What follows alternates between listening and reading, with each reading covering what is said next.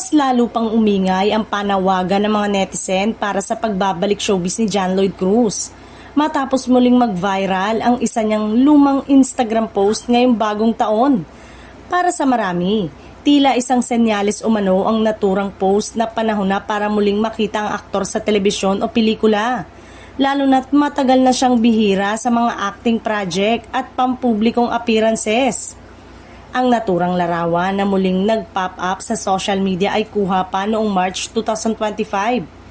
Dahil dito, bumuo sa mga komento ng fans na humihiling na sana'y bumalik na si JLC sa paggawa ng serye o pelikula.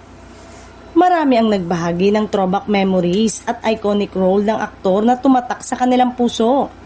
Kapansin-pansin din na hindi na John Lloyd ang tawag ng ilan sa kanyang comments, kundi ang karakter niyang si Popoy, na agad nagpaalala sa isa sa pinakasikat niyang pelikula.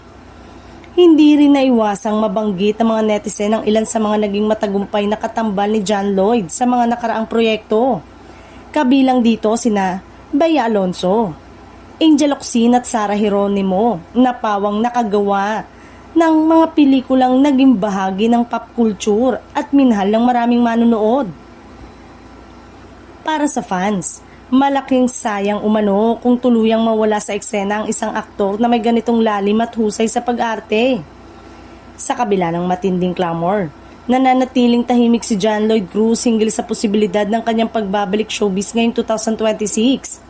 Wala pa siyang malinaw na pahiwatig kung may plano na ba siyang tanggapin ng bagong proyekto. Tulad ng nakasanayan, pasulpot-sulpot at matipid pa rin ang aktor sa kanyang presensya sa social media. Isang bagay na lalong nagpapakaba, ngunit kasabay nito lalong nagpapalakas sa pananabik ng kanyang mga tagahanga.